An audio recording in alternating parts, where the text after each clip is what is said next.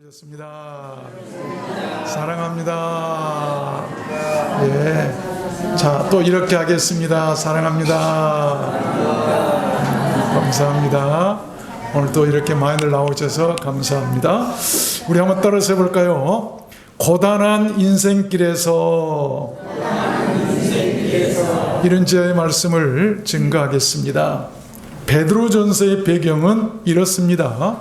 1세기에 예루살렘에 큰 박해가 있었는데 그 박해로 인해서 성도들이 여러 곳으로 흩어져 버렸어요. 그 흩어진 교회나 성도들에게 위로하고 격려하기 위해서 베드로 사도가 쓴 편지가 바로 베드로전서입니다. 오늘 본문 말씀에 보면 예수 그리스도의 사도 베드로는 흩어진 나그네 곧 하나님 아버지의 미리 하심을 따라 성령의 거룩하게 하심으로 순종함과 예수 그리스도의 피 뿌림을 얻기 위하여 택하심을 입은 자들에게 편지하노니 은혜와 평강이 너에게 더욱 많을지어다. 여기 보면 흩어진 나그네란 말이 나오죠. 그런 사람들을 디아스포라라고 이렇게 하는데 마치 낯설고 척박한 땅에 흩뿌려진 씨앗들처럼 힘들게 살아가고 있는 교회나 성도들을 말합니다. 베드로 사도는 그렇게 고단한 교회와 성도들을 위로하고 격려하기 위해서 서신을 써서 그들에게 보냈다는 것입니다. 우리는 신앙생활을 하면서 고난이 없기를 바랍니다. 그렇지 않을 때는 그런데 실망을 하거나 낙심도 해요. 그러나 성경은 이렇게 말씀합니다. 욥기서 5장 말씀에 보면 인생은 고난을 위해서 났나니 불티가 위로 나름 같으니라. 인생에 대해서 욥이 논하기를 인생은 고난을 위해서 아주 태어난 존재들이다. 불티가 위로 나른다. 불에 타서 막 불티가 나르는 것처럼 그런 고난이다. 고난은 누구도 피할 수 없어요. 인생이라면 누구나 고난이 있습니다. 그것이 인생이에요. 주님께서도 육신으로 이 땅에 계실 때 심한 고난을 받으셨습니다. 마태복음 16절에 보면 그리스도께서 많은 고난을 받고 죽임을 당하고 제3일에 살아나야 할 것을 제자들에게 피로써 가르치시니. 여러분, 우리가 고난을 당해도 누구한테 죽임을 당할 정도의 고난은 없을 거예요. 주님은 죽임을 당하는 심한 고난을 당하셨어요. 뿐만 아니라 뺨을 얻어맞고 침뱉음을 당하고 수많은 멸시를 당하셨습니다. 성도는 고난에 대한 바른 이해가 있어야 해요. 우리가 고난이 없으면 좋겠는데 인생이 고난을 위해서 태어난 존재들이라고 한다면 피할 수 없게 되는데 그런 고난에 대한 바른 이해가 있어야 고난을 이길 수가 있어요. 적당한 고난은 오히려 우리 인생들에게 필요합니다. 너무 평안하게 신앙생활하다 보면 오히려 잘못될 수도 있어요. 하나님을 따라 살려면 세상과 구별이 되어야 하기 때문에 오히려 충돌이 생기고 더 힘들어질 수 있다고 성경은 분명히 밝히고 계세요. 그러기에 성도의 고난은 결코 실패가 아니고 오히려 바른 길로 가고 있다는 거룩한 믿음의 신호일 것이고, 그리고 하나님의 자녀라고 하는 증거가 바로 이 고난이라고 하는 거예요. 고난이 없으면 사생자고 고난이 없으면 하나님의 성도로 갈 수가 없는 거예요. 그래서 저는 오늘 말씀을 받들어서 그러한 고단한 인생길에서 어떻게 살아가는 것이 잘 살아가며 이길 수 있는 길인가를 여러분들께 증거해 드리려고 하는 것입니다. 인생은 결코 단순하지도 쉽지도 않습니다. 힘들고 복잡하고 고단한 것이 인생이에요. 그렇게 피할 수 없는 그 고단한 길이 우리들 인생길이라면 오늘 본문 말씀처럼 그 고단한 인생길에 오히려 더 큰 위로가 있고 더 깊은 은혜가 있고 더 풍성한 평강이 있었으면 좋겠습니다. 베드로 사도는 본문에서 이렇게 그들을 위로하며 축복합니다. 다시 한번 읽어보면 은혜와 평강이 너에게 더욱 많을지어다. 고난을 당하고 있느냐? 아니면 시련을 당하고 있느냐? 아니면 고단한 인생을 살고 있느냐? 너희들에게 은혜와 평강이 더욱 많다고 하는 것이죠. 그 은혜와 평강이 더 깊다고 하는 것이죠. abundance, 이 abundance 무슨 말입니까? 더욱 풍부하고 더욱 충만하고 더욱 풍족하고 더욱 부유하다. 여러분, 우리가 이 세상에 살아가면서 많은 것이 필요하겠습니다만, 여러분, 하나님의 은혜와 평강이 아니면 우리 인생 살 수가 없어요. 그런데 그 하나님의 은혜와 평강이 어떤 사람에게 더욱 많은가, 더 깊게 나타나는가, 다른 거 아니에요. 고단한 인생에게 있다고 하는 것이죠. 여러분, 우리가 고난을 당해봐야, 아픔을 당해봐야 밥이 얼마나 맛있고 잠이 얼마나 달고 내가 걸어다니는 것이 얼마나 감사하고 내가 살아서 숨 쉬는 것이 얼마나 복되다는 것을 알게 되는 거예요. 그렇지 않겠어요? 여러분 모두 다 그런 은혜와 평강이 여러분의 고단한 인생길에서 더욱 많아지시기를 주님의 이름으로 축원합니다. 그러면 고단한 인생길을 이기는 그 길이 무엇일까요? 첫 번째는 praising God, 하나님을 찬송하며 가야 돼요. 오늘 3절에 말씀하시죠. praise, 찬송하리로다. 우리 주 예수 그리스도의 아버지 하나님이 그 많으신 긍휼대로 예수 그리스도의 죽은 자 가운데서 부활하심으로 말미암아 우리를 거듭나게 하사 산 소망, living hope, 죽지 않고 살아있는 진짜 부활할 수 있는 소망이 있게 하시며 썩지 않고 더럽지 않고 쇠하지 아니하는 기업을 있게 하시나니 곧 너희를 위하여 하늘에 간직하신 것이라. 여러분, 하나님께서 우리에게 고난을 통해서 주신 축복은 이 땅에 간직될 것이 아니고 하늘에 간직될 거예요. 이게 진짜 축복이에요. 이 땅에 숨겨놔 봐야 누구 것이 될지도 모르고 언제 잃어버릴지도 모르지만 하늘에 간직된 것은 우리가 죽음 이후에도 영원히 한나라에 살아갈 때 그 간직된 것으로 여러분 살아갈 수 있는 것 아니겠습니까? 베드로 사도는 고단하고 고난 중에 있는 성도들에게 그렇게 찬송하라고 지금 가르치고 있는 것입니다. 여러분 힘들고 고단할 때는 찬송하세요. 찬송. 욥기서 1장에 보면 욥처럼 고단한 인생을 산 사람이 있을까요? 여러분 욥을 잘 아시죠? 얼마나 괴로웠으면 기왓장으로 자기 몸을 자해하는 거예요. 얼마나 가렵고 괴로웠으면 그랬을까요?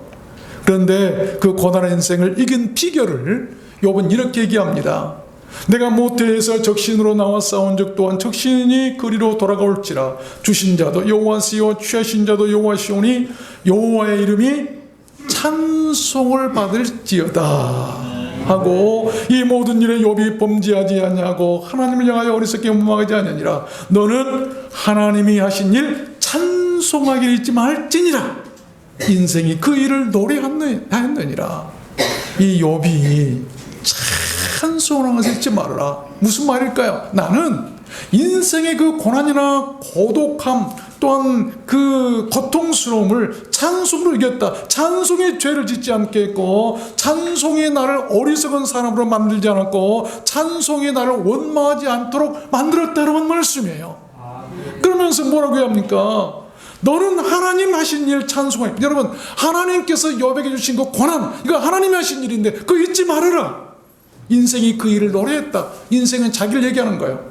인생으로서 나는 그 일을 하나님께 찬송했다. 하나님의 고난 주심을 찬송했다.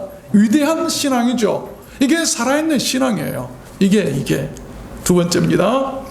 고단한 인생길을 이기는 그 길이 또한 무엇일까요? 두 번째는 이 with cleansed soul, 깨끗한 영혼으로 사는 거예요. 영혼을 깨끗이 해서 살아야 돼요. 22절 보니까 너희가 진리를 순종함으로 너희 영혼을 깨끗하게 하여 거짓이 없이 형제를 사랑하게 이르렀으니 마음으로 뜨겁게 피차 사랑하라. 고단한 인생을 이기며 잘 사는 길은 또한 그렇게 더러워진 영혼을 깨끗하기 위해서 깨끗한 영혼으로 사는 거예요. 사람은 영혼이 잘 되어야 범사가 잘 된다고 성경은 말씀합니다. 요한 3서 보면 사랑하는 자여 네 영혼이 잘 된 같이 네가 범사에 잘 되고 강건하기를 내가 간구하노라. 영혼이 잘 되어야 범사가 잘 되고 건강하다. 그러면 그 영혼이 잘 되려면 어떻게 해야 될 것인가? 무엇이 영혼이 잘 되는 것? 영혼이 깨끗해야 된다고 하는 것이죠. 여러분, 영혼이 깨끗해진 그 증거가 무엇일까요? 여러분, 영혼들이 깨끗해지셨습니까? 어떻게 알 수 있죠? 영적인 일은 눈으로 볼 수 없어요.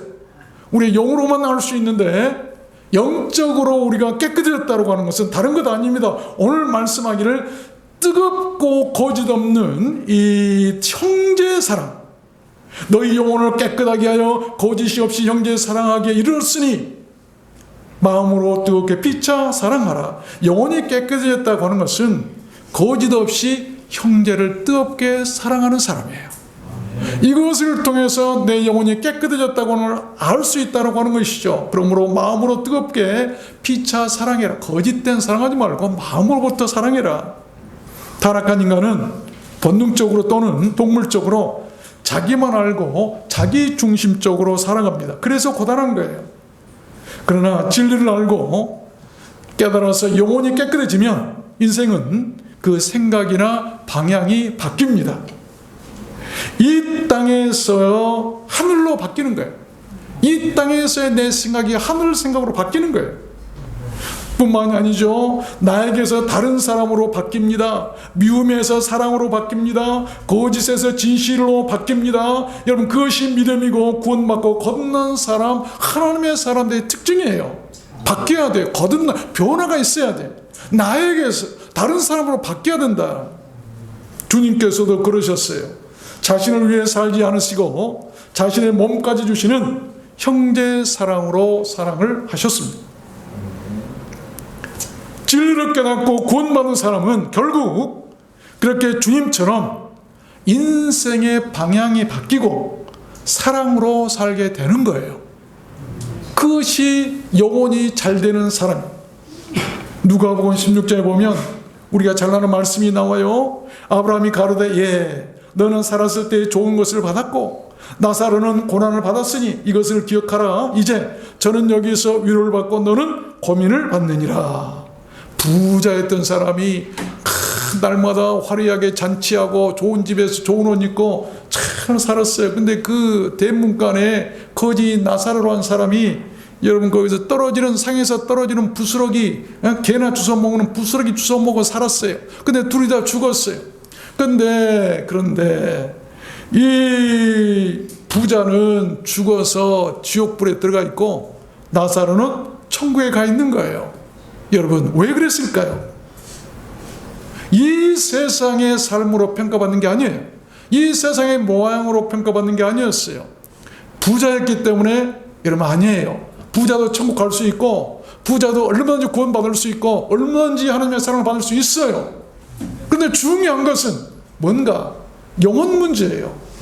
부자는 영혼이 깨끗하지 않았겠지만 왜? 가난한 사람이 자기에 있어도 사랑하지 않았으니까 자기 곁에 있어도 하나님이 그 나사로를 그 부자에게 보내드렸어요. 네가 맡아야 할 사람이다. 그런데 안 돌봤어요. 그런데 비록 거지였단다 할지라도 부스러기를 주워 먹는 지금 같으면 쓰레기통을 뒤져서 먹는 그런 사람이었다 할지라도 그 나사로는 영혼이 어떤 사람? 깨끗한 사람이었어요. 영혼이 깨끗했기 때문에 비록 거지로 살았단다 할지라도 그는 천국에 갈 수 있었던 거예요. 영혼이 잘 돼야 돼요. 영혼이 깨끗해야 돼요. 우리의 구원은 어떤 구원인가? 육신 구원이 아니에요. 아플 수도 있고 병들 수도 있어요. 예수 믿어도 병들고 아플 수도 있고 어떤 사람은 다윗과 같은 사람도 죽을 병이 들고요. 히스기야 왕같이 하나님께서 사랑을 많이 한 사람이면 사람일수록 더 죽을 병이 들고 많은 병이 들고 욥도 얼마나 의롭고 하나님의 사랑한 사람이었어요. 하나님이 인정할 만한 의인이었어요. 그런데 그 누구도 경험해 보지 못한 그 아픔을 겪었어요. 여러분 왜 그랬을까요? 왜 그랬을까요? 우리는 영혼 문제에 관심을 가져야 돼요. 육신의 구원이 아니고 우리가 예수 믿는 것은 어떤 구원? 영혼 구원인 거예요. 육신은 다 죽어서 이 땅에 다 사라지지만 영혼은 죽지 않고 영원히 천국에 가기 때문에 우리의 영혼이 깨끗해야 되고 영혼이 잘 돼야 되고 영혼이 구원받아서 천국에 가는 거예요. 그래서 고단한 인생을 우리가 살아갈 때 필요한 것은 뭐죠? 깨끗한 영혼으로 살아라. 우리의 영혼을 깨끗이 정화하면서 항상 살아야 돼. 내 영혼의 죄가 아직도 있는가? 영혼의 죄, 육신의 죄 그런 거 다 하나님께서 그 하루아침에 다 십자가에서 이미 다 깨끗하게 씻어주시고 다 용서해 버리셨어요. 중요한 것은 영혼입니다. 영혼의 죄가 있어서는 안 돼요. 종교적인 신앙의 죄가 있어서는 안 되는 거예요. 영혼의 죄. 세 번째입니다. 고단한 인생길을 이기는 그 길이 또한 무엇일까요? 세 번째는 spiritual food, 이 신령한 양식을 먹고 사는 거예요. 양식을 우리가 무엇을 먹고 사는가 중요하죠. 2장 1절을 보면 그러므로 모든 악독과 모든 괴율과 간사를 부리며 교묘하게 속인다는 말이죠. 외식과 겉만 보기 좋은 그런 꾸미는 일들이죠. 시기와 모든 비방하는 일을 버리고 갓난 아이들까지 순전하고 신령한 저절을 사모하라. 이는 이로 말미암아 너희로 구원에 이르도록 자라게 하려 함이라. 너희가 주의 인자하심을 맛보았으면 그리하라. 여러분, 현대인들의 최고 관심은 무엇 같아요? 돈보다도 건강인 것 같아요. 얼마나 건강에 신경들을 쓰는지 몰라요. 몸이 안 좋은 것은 절대 안 먹어요. 몸에 좋다는 것은 무조건 막 가리지 않고 먹습니다. 어떤 사람 말을 들었는데 가만히 어느 날 보니까 남편 몰래 좋은 것들이 싱크대에 다 있더래요. 남편에게 안 주고 몰래 싱크대에다 감춰놓고 좋은 것은 다 자기만 먹는 거예요. 우리는 그런 사람 없는 줄로 믿습니다. 그건 자기가 건강하려고 그러는 거예요. 모르는 것 같죠. 다 남자들 알고 있어요. 속아주며 살아가는 거예요. 교회에 나올 시간은 없어도 운동은 왜 또 그렇게 열심히 하는지 모르겠어요. 건강하려고. 여러분, 우리들 인생의 영혼도 마찬가지인 거예요. 무엇을 먹느냐에 따라 영혼이 죽기도 하고 살기도 합니다. 여러분 인생은 무엇을 먹고 사십니까? 육신이 살려면 음식을 먹어야 하는 것처럼 영혼에도 양식이 있어요. 그 양식은 바로 하나님의 말씀이에요. 여러분, 아무거나 먹었다가는 큰일 나죠. 체하고 병나요. 먹는 것도 잘 먹어야 돼. 하나님의 말씀도 순전한 말씀을 먹어야 돼. 하나님의 말씀은 단순한 지식이 아닙니다. 생명을 살게 하고 유지하는 신령한 양식이에요. 갓난아이가 엄마 젖을 찾고 바라듯이 하나님의 말씀을 갈망하는 그런 마음이 있어야 영적으로 살 수가 있는데, 만약 엄마가 젖을 아기에게 먹이는데 그 엄마가 독을 먹고 독이 뿜어지는 젖을 아이에게 먹였다고 한다면 그 아이가 살 수가 있을까요? 만약에 이 땅에 죄종들이 말씀을 전하는 목사들이나 이 복음 증거자들이 잘못된 말씀, 독을 먹고 독을 전파한다고 한다면 그 말씀을 먹는 영혼을 또 다 죽는 거예요. 그래서 교회 선택도 잘해야 되는 것이고, 이런 말씀 선택도 잘해야 되는 거예요. 어떤 사람은 그래요. 뭐 이단 교회 가면 구원이 있을까 없을까 그런 말은 논쟁을 하는데, 여러분, 이단 교회가 전하는 말이 올바른 순전한 말씀을 전할까요? 잘못된 말씀을 전해요. 만약 어머니가 잘못된 독이 있는 젖을 먹이면 그 젖을 먹는 어린아이는 죽어요. 마찬가지로 잘못된 말씀을 먹고 있다고 한다면 그 사람이 어떻게 구원받고 바른 길로 갈 수가 있겠어요? 여러분, 말씀의 맛을 알고 말씀을 경험한 사람은 반드시 그 말씀을 다시 찾게 됩니다. 그래서 사는 것인데, 부패한 음식을 버리듯이 내게 있는 모든 악독이나 괴율이나 외식이나 비방하는 것들을 버려야 한다고 오늘 베드로 사도는 얘기하고 있어요. 그래야 또한 우리가 살아요. 그런 영혼의 나쁜 음식들이 내 영혼을 죽이는 거예요. 그래서 오늘 말씀처럼 뭐 악독이라든지 괴울이라든지 외식이라든지 비방하는 그런 교회, 그런 말씀, 그런 것들로 인해서 교회가 잘못될 수 있고, 그런 걸 먹으면 다 죽는 거예요. 살 수 없어요. 교회가 그래서는 안 되는 거예요. 무엇을? 신령한 젖. 엄마 젖은 어떻습니까? 엄마가 아이를 위해서 얼마나 신경을 써요. 그 신령하고 깨끗한 순전한 젖을 먹어야 돼. 하나님의 말씀은 순전해야 돼요. 하나님의 말씀은 여러분 7번 단련한 은보다도 금보다도 순전하고 거짓이 없어. 하나님의 말씀 먹어야 돼. 그래야 고단한 인생길에서 우리의 영혼이 잘 되고 살아갈 수 있다는 것입니다. 마지막 4번째입니다. 고단한 인생길을 이기는 그 길이 또한 무엇일까요? 이 duty of saint, 성도의 본분을 다하는 것이죠. 성도의 의무나 성도의 의리나 성도의 양심이나 또한 성도의 정의감이나 임무라든지 직무라든지 맡은 일들을 다 해야 된다는 것입니다. 오직 너희는 택하신 족속이요 선택받은 사람, 택하신 족속이다. 이 본분이에요. 또 왕같은 제사장들이요 하늘나라 왕족이라는 거예요. 거룩한 나라요 천국 사람들이라는 것이죠. 그의 소유된 백성이 천국 백성이니 이는 너희를 어두운 데서 불러내어 그의 기이한 빛에 들어가게 하신 자의 아름다운 덕을 선전하게 하려 하심이라. 너희가 전에는 백성이 아니더니 그러나 이제는 하나님의 백성이요 전에는 국률을 얻지 못하였더니 이제는 국률을 얻은 자니라. 여러분 어떤 사람 얘기합니까? 성도로 얘기하고 있는 거예요. 성도. 그 성도의 본분. 사람에게 있어서 그 신분과 정체성은 그 무엇과도 견줄 수 없는 큰 자부심이고 배경이고 힘입니다. 그 자부심과 본분으로 고단한 나그네 인생길을 이기며 살아갈 수가 있다는 것입니다. 빌립보서 3장에 보면 바울 사도가 고단한 인생, 가시 같은 그 아픔을 안고 살아가고 있으면서도 그가 잘 이기며 살아갈 수 있었던 것은 그에 대한 정체성이 있었어요. 오직 우리는 우리의 시민권은 하늘에 있는 자, 자기의 시민권이 하늘에 있다. 나는 하나님의 사람, 하늘나라 사람이다. 거기서 구원하는 자, 곧 주 예수 그리스도를 기다리노니 그가 우리의 낮은 몸을 자기의 영광의 몸의 형체와 같이 변케 하시리라. 여러분 비록 내 아픈 몸이지만 하늘나라에 계신 주님께서 영광스러운 다시는 아프지 않는 그 몸으로 영광스럽게 바꿔주실, 변환시켜 주실 것이다. 그래서 이길 수 있었다는 것이다. 또 베드로 사도도 이렇게 얘기합니다.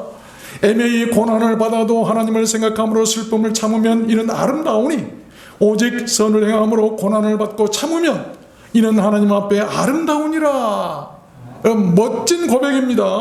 성도들의 고생이나 고난은 부끄러운 것도 슬픈 것도 피한 것도 아니고 오히려 아름답다고 하는 거예요. 여러분 고난이 아름답다고 고백할 사람이 누가 있겠어요? 예수 믿고 구원받고 하나님의 자녀로 자기의 정체성을 아는 사람은 그렇게 고백할 수 있는 거예요. 고난이 아름답다. 고난이 아름답다. 전도서 12장에 보면 솔로몬도 자신의 본분에 대해서 얘기합니다. 이래 결국을 다 들었으니 하나님을 경외하고 그 명령을 지킬지어다. 이것이 사람의 본분이니라. 본분이 있다고 하는 것이죠. 일본 홋카이도에 가미시라타카라고 하는 그 시골 간역이 있대요. 승객이 줄고 적자가 계속되니까 철도회사가 폐쇄를 결정합니다. 근데 그 마을에, 시골 마을에 한 여학생이 있었는데 그 기차는 그 학생의 유일한 교통수단이었어요. 그 사실을 알게 된 철도회사는 그 학생의 본분을 귀중히 여겨서 졸업할 때까지 그 한 사람을 위해서 적자를 무릅쓰고 그 열차를 운행키로 했고 그 학생이 졸업하는 날 역의 문도 닫았다고 합니다. 마지막 운행 날에는 직원들이 다 모여서 그 학생에게 감사하고 서로 인사회까지 열어주어서 잔치까지 해주었다고 그래요. 아름답죠? 우리 주님의 사랑이 마치 그와 같습니다. 주님께서는 우리들 인생길에 계산이나 효율성을 따지지 않고 사랑을 베푸시고 끝까지 책임을 져주십니다. 사람들처럼 깜빡하거나 잃어버리지도 않으세요. 성도의 본분을 다하는 사람들에게 하나님은 그런 사랑을 베풀어 주신다는 것이죠. 예수님께서 말씀하신 탕자의 비유에서도 마찬가지였어요. 여러분 탕자에 대해서 효율적으로 따지거나 얼마나 손해받느냐 따지지 않으셨어요. 뭐라 했죠? 잔치까지 베푸시죠. 이게 하나님의 사랑이에요. 주 안에 있는 인생길은 바로 그런 길입니다. 힘들고 불안한 방황의 길이 결코 아니에요. 그 길에 주님이 계시고 주님의 사랑이 더 많기 때문이에요. 마태복음 18장에 보면 이와 같이 소자 중에 하나라도 이루어지는 것은 하늘에 계신 아버지의 뜻이 아니니라. 소자 하나라도 하나님께서는 안 잃어버리길 바라세요. 근데 사람들이 많으면 누가 오든 말든 이러든 말든 신경 안 쓰는데 개쫓겨 오다 보니까 한 영혼이 소자 한 조그만 사람 하나도 애기만 하도 얼마나 이렇게 좋은지 모르겠어요. 하나님의 마음이 그렇다는 거예요. 그렇다면 하나님의 사랑과 하나님의 마음이 어디에 더 있을까요? 여러분이 스스로 생각해 보시기 바랍니다. 말씀을 맺겠습니다. 우연히 인생별곡이란 노래를 들었어요. 아신 분 계세요? 인생별곡. 어떤 여자분이 신나게 하던데 우리 최학자 성도님 혹시 아실는지 모르겠어요. 거기 보니까 미안합니다. 속된 말로 해서 그 가사 그대로 하면 인생 60이면 배운 놈이나 못 배운 놈이나 똑같고, 너무 속된 말이라 풀어서 다른 말로 하겠어요. 인생 70이면 많이 가진 사람이나 덜 가진 사람이나 똑같고, 인생 아멘입니까? 인생 80이면 만으로가 있는 사람이나 없는 사람이나 똑같고, 그것도 아멘이신가요? 인생 90이면 죽어서 산에 누워있는 놈이나 집에 있는 놈이나 똑같고, 미안합니다. 속된 말을 써서 가사 그대로 읽는 거예요. 여러분, 이 세상은 우리들 인생이 오래 머무는 것도 아니고 계속되는 것도 아니에요. 잘 살아도 못 살아도 누구나 잠시 있다가 다 갑니다. 그래서 성경이 이렇게 말씀합니다.